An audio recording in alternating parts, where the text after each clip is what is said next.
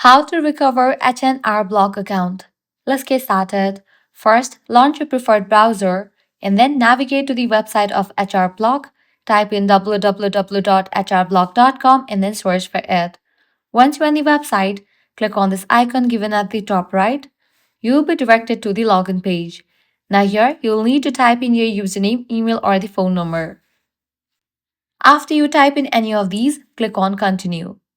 Now you will be prompted to enter the password, or also you can use one-time security code to log in. You can use your phone number or the Gmail address to get the code. So select any of these as you have forgotten your password. Go ahead and select the option that you have access to right now. I'm gonna select email address. Now you will be receiving code in your email address. Go ahead and check. Then type in the code over here. And with that, you will be logged into your account. So this way you are able to recover your H&R Block account. If this guide was helpful, do not forget to like, share and subscribe to our channel. Thanks for watching.